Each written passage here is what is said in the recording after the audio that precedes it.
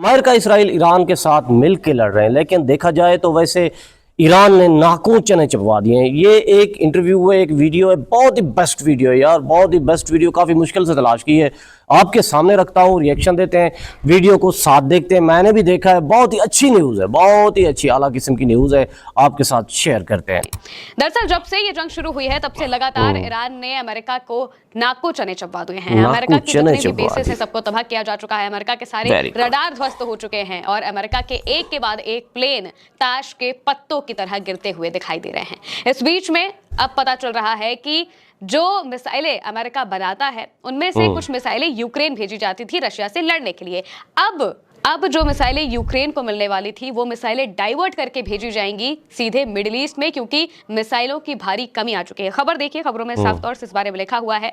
Washington post के हवाले से बाकायदा ये आर्टिकल छपा है जिसमें लिखा है, Pentagon considers diverting Ukrainian military aid to the Middle East, a shift would highlight the growing trade off required for the US to sustain its war with Iran as the conflict depletes the military's critical munitions. यानी कि सीधे military के जो जरूरी हथियार हैं वो इस जंग ने खत्म करा दिए हैं और अगर अमेरिका को इस जंग में अपनी ताकत बनाए रखनी है तो उन्हें अपने हथियारों को यूक्रेन से डाइवर्ट करके मिडिल ईस्ट में भेजना पड़ेगा। इससे पहले भी वो यूक्रेन से मदद मांग चुके हैं जब ईरान की तरफ से लगातार यूक्रेन से हमले हो रहे थे और उनके ड्रोन की वजह से अमेरिका के बड़े बड़े सिस्टम, बड़ी बड़ी मिसाइलें, बड़े बड़े डिफेंस सिस्टम ध्वस्त होते जा रहे थे, तो अमेरिका ने यूक्रेन से मदद मांगी थी। यूक्रेन से कहा था कि आप हमें एंटी ड्रोन सिस्टम दे दीजिए और फिर यूक्रेन उन्हें एंटी ड्रोन सिस्टम देता है, क्योंकि लगभग ईरान जो ड्रोन इस्तेमाल करता है और रूस जो ड्रोन इस्तेमाल करता है ये दोनों की टेक्नोलॉजी लगभग सेम ही है, क्योंकि ये दोनों ही आपस में अच्छे दोस्त हैं। तो रूस ईरान को ड्रोन बेचता भी है और अपनी टेक्नोलॉजी भी देता रहता है और जो ईरान है उसके पास जो टेक्नोलॉजी है वो भी वहां पे शेयर करता रहता है। इस वजह से रूस की और यूक्रेन की जो लड़ाई है और ईरान और अमेरिका इजराइल की जो लड़ाई चल रही है, इनमें हथियारों के अगर आदान प्रदान को हम देखें तो जो हथियार यूक्रेन इस्तेमाल करता है वही हथियार इस्तेमाल किए जा रहे हैं अमेरिका की तरफ से, क्योंकि अमेरिका ही है जो कि यूक्रेन को हथियार देता है, नाटो के देश की मदद करता है। और इसी वजह से यहाँ पर जो हथियार मिलने वाले थे यूक्रेन को वो हथियार अब मिलेंगे मिडिल ईस्ट में और वहां पर तो पहले से ही ईरान बैठा हुआ है एक के बाद एक मिसाइलें दाकर उन हथियारों को खत्म करने के लिए। लेकिन इससे फायदा दोनों का हो रहा है, दोनों का मेरा मतलब है ईरान और रशिया का।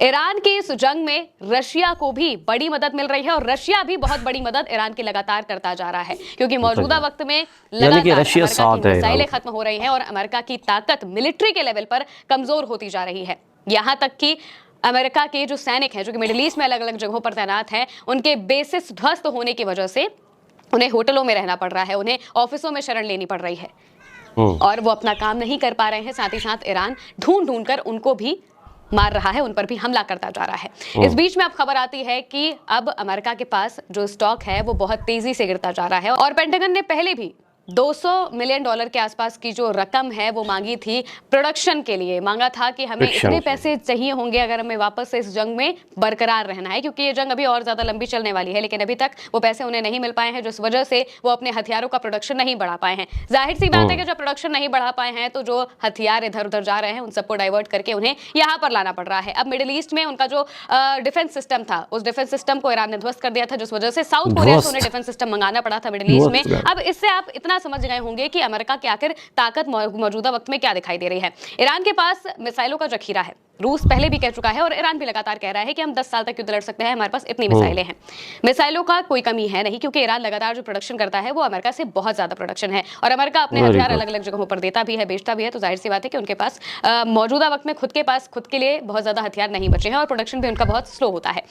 अब इस वजह से ईरान को इस जंग में बहुत ज्यादा मदद मिल रही है और दूसरी तरफ ये भी रिपोर्ट सामने आ रही है कि जो रूस है वो भी ईरान को अपने ड्रोन्स भेज रहा है, जिस वजह से भी सीधे नुकसान हो रहा है अमेरिका का। अब जब एक तरफ यूक्रेन को मिलने वाली मिसाइलें जाएंगी ईरान, जाएंगी मिडिल ईस्ट, तो जाहिर सी बात है कि इससे कमी आएगी यूक्रेन में और वहां पर रशिया को मदद मिलेगी। वहीं एक और बड़ी खबर यह भी है कि अमेरिका ने इस जंग में इतनी ज्यादा मिसाइलों का इस्तेमाल कर लिया है, जो बड़ी बड़ी मिसाइलें हैं, जो जरूरी मिसाइलें हैं, जो बहुत कम इस्तेमाल की जाती हैं, उनका इस्तेमाल इतना ज्यादा कर लिया है कि अब वो क्रिटिकल कंडीशंस में जा चुकी हैं। अब उनकी कमी बहुत ज्यादा बढ़ गई है, जैसे कि टॉम हॉक मिसाइल। ये वही मिसाइल है जिसके जरिए ईरान की शिप IRIS देना को निशाना बनाया गया था, उसे डुबाया गया था इंडियन ओशन में।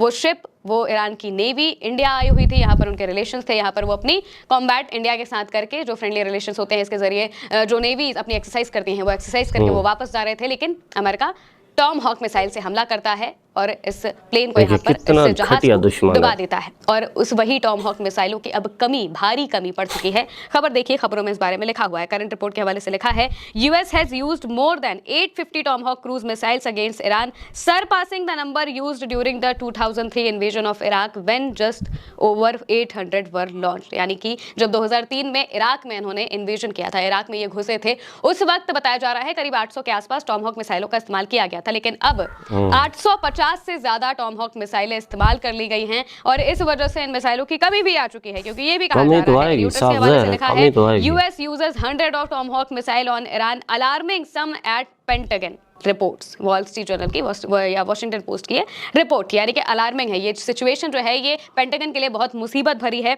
और इसके साथ साथ में ये भी कहा जा रहा है कि इस वजह से अमेरिका का जो स्टॉक है ये बहुत तेजी से कम होता जा रहा है और उनके पास बहुत ज्यादा मिसाइलें बची नहीं है। और इस वजह से जो ट्रंप हैं वो टाइम भी बाय करते हुए दिखाई दे रहे होंगे। आपने सुना होगा कि अचानक से ट्रंप पहले पोस्ट करते हैं, कहते हैं हम 5 दिनों तक कोई हमला नहीं करेंगे, उसके बाद फिर वो आगे आके बताते हैं कि हम 10 दिनों तक कोई हमला नहीं करेंगे। क्यों? क्योंकि वो टाइम बाय कर रहे हैं। और दूसरी तरफ वो सैनिकों को, पैदल सैनिकों को उतार रहे हैं, क्योंकि मिसाइलों की कमी आ चुकी है और अगर उन्हें अपने मिशन को अपने हिसाब से पूरा करना है तो इसके लिए उन्हें दूसरे रास्ते अपनाने पड़ेंगे। मिसाइलों की भारी कमी आ चुकी है और जब तक ये मिसाइलें जो कि यूक्रेन से डाइवर्ट की जाएंगी या भेजी जाएंगी, क्योंकि अभी तक रिपोर्ट्स में ये सारे दावे किए जा रहे हैं, तो जाहिर सी बात है कि अमेरिका के पास भारी कमी है और इसी वजह से डोनाल्ड ट्रंप टाइम बाय कर रहे हैं ताकि वो ईरान को दूसरे तरीके से, ईरान का जो हल है वो निकालने की कोशिश करे या फिर ईरान पर जो भी वो अपनी कार्रवाई करना चाहते हैं वो करे। लेकिन मौजूदा वक्त में ईरान हर तरफ से तैयार है। ईरान के पास जमीनी सेना भी बहुत ज्यादा है, 10 लाख से ज्यादा सैनिक वो पहले ही तैयार कर चुके हैं, खर्ग पर वो पहले ही सैनिक भेज चुके हैं, वहां पर उन्होंने माइंस भी बिछा दिए हैं, एयर डिफेंस सिस्टम भी मजबूत कर दिया है और पूरे ईरान के अंदर मौजूद जो एयर डिफेंस सिस्टम है वो लगातार अमेरिका के प्लेन्स को ताश के पत्तों की तरह गिरा रहा है। और वहीं दूसरी तरफ अलग अलग जगहों पर अमेरिका के जो बेसिस हैं उन बेसिस पर भी धमाकेदार हमले कर रहा है। ताजा खबर ये भी सामने आई है कि जो यूक्रेन से एंटी ड्रोन सिस्टम अमेरिका ने मिडिल ईस्ट में लिया था उसको भी ईरान ने ध्वस्त कर दिया है। तेहरान टाइम्स के हवाले से खबर है, लिखा है, IRGC aerospace destroyed a depot of anti drone systems related to Ukraine which was present in Dubai to assist US army and where 21 Ukrainians were also present. Fate of Ukrainian forces present at mentioned location who are probably killed is unknown. यानी कि जो IRGC का ऐसा बयान है कि उन्होंने anti drone system के पूरे डिपो को ही उड़ा डाला है जो कि दुबई में मौजूद था, दुबई में इसे रखा गया था ताकि US की आर्मी की इससे मदद हो सके, लेकिन उस पूरे डिपो को ही ईरान ने उड़ा दिया है। और इसी तरीके से आने वाले वक्त में भी जो हथियार अलग जगहों से आएंगे उनको भी ईरान उड़ा डालेगा, जिससे मदद रूस की भी होगी और मौजूदा वक्त में ईरान तो अपनी मदद खुद कर ही रहा है। देखना होगा कि आगे ये जंग आखिर कहां जाकर रुकती है। जी तो दोस्तों, आपने सुना कि ईरान अकेला मैदान में है लेकिन डटा हुआ है। ये देखे ना दुबई में, यार वैसे सोचा जाए तो कहते हैं कि दुबई में हमला कर दिया ईरान ने, ये कर दिया वो कर दिया। वैसे सोचा जाए, देखा जाए तो दुबई में जो अमेरिकी फौजी हैं वो दुबई में होटलों में क्या कर रहे हैं? क्या ताश खेलने आए हुए हैं? साफ ज़ाहिर है ईरान को हमला तो करना पड़ेगा फिर दुबई में, इधर उधर। क्योंकि देखिए ना, डायरेक्टली तो अमेरिका जो है ना वो तो काफ़ी दूर है, लेकिन जो आके दुबई में यानी कि अड्डे मिले हुए हैं, रहन सहन मिला हुआ है, खाना पीना मिला हुआ है, ये तो नहीं करना चाहिए ना मुसलमान कंट्री को। अगर ऐसा करेंगे तो साफ ज़ाहिर है ईरान तो गुस्से में आएगा। फिर जब गुस्से में आएगा तो फिर साफ ज़ाहिर है आप ईरान पर हमला करवा सकते हो, तो क्या ईरान यानी कि हमला नहीं कर सकता? फिर तो करेगा ना, साफ ज़ाहिर है। ठीक है दोस्तों, इंशाल्लाह